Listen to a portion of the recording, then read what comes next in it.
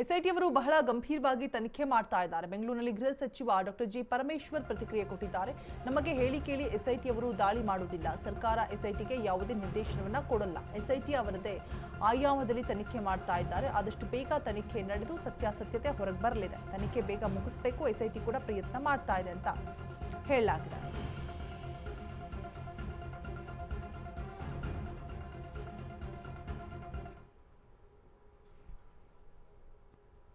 ತನಿಖೆ ಬಹಳ ಗಂಭೀರವಾಗಿ ತನಿಖೆ ನಡೀತಾ ಇದೆ.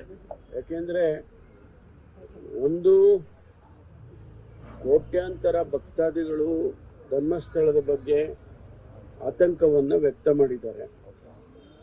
ಸತ್ಯ ಏನಾದರೂ ಹೊರಗಡೆ ಬರಬೇಕು ಅಂತ ಕಾಯ್ತಾ ಇದ್ದಾರೆ. ಅದಕ್ಕೆ ಸ್ವಾಭಾವಿಕವಾಗಿ SITಗೆ ಅವರ ಮೇಲೆ ಜವಾಬ್ದಾರಿ ಹೆಚ್ಚಿದೆ.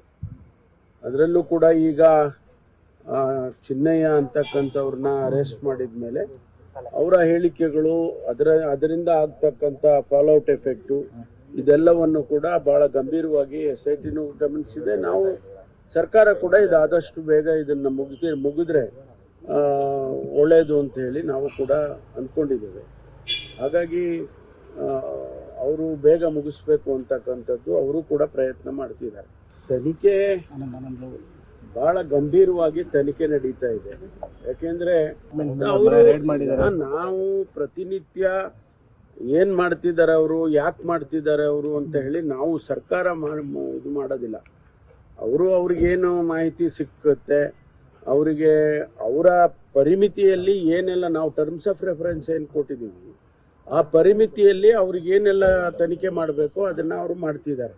ಅದರಿಂದ ಯಾರನ್ನು ಕರ್ಕೊಂಡು ಬಂದು ತನಿಖೆ ಮಾಡ್ತಾರೆ, ಯಾರ ಮನೆಗೆ ರೈಡ್ ಮಾಡ್ತಾರೆ, ಇದೆಲ್ಲ ನಮಗೆ ಅವ್ರು ನಮ್ಮನ್ನು ಹೇಳಿ ಕೇಳಿ ಏನು ಮಾಡೋದಿಲ್ಲ. ಶೋಭಾ ಕರಂದ್ಲಾಜೆ ಅವರು ಆಧಾರದ ಮೇಲೆ ಹೋಗ್ತಾರೆ, ಇನ್ಫಾರ್ಮೇಶನ್ ಆಧಾರದ ಮೇಲೆ ಹೋಗ್ತಾರೆ. ನಾವು ಪ್ರತಿನಿತ್ಯ ಏನ್ ಮಾಡ್ತಿದ್ದಾರೆ ಅವರು, ಯಾಕೆ ಮಾಡ್ತಿದ್ದಾರೆ ಅವರು ಅಂತ ಹೇಳಿ ನಾವು ಸರ್ಕಾರ ಇದು ಮಾಡೋದಿಲ್ಲ. ಅವ್ರಿಗೇನು ಮಾಹಿತಿ ಸಿಕ್ಕುತ್ತೆ, ಅವರಿಗೆ ಅವರ ಪರಿಮಿತಿಯಲ್ಲಿ ಏನೆಲ್ಲ ನಾವು ಟರ್ಮ್ಸ್ ಆಫ್ ರೆಫರೆನ್ಸ್ ಏನು ಕೊಟ್ಟಿದ್ದೀವಿ ಆ ಪರಿಮಿತಿಯಲ್ಲಿ ಅವ್ರಿಗೇನೆಲ್ಲ ತನಿಖೆ ಮಾಡಬೇಕು ಅದನ್ನ ಅವರು ಮಾಡ್ತಿದ್ದಾರೆ. ಅದರಿಂದ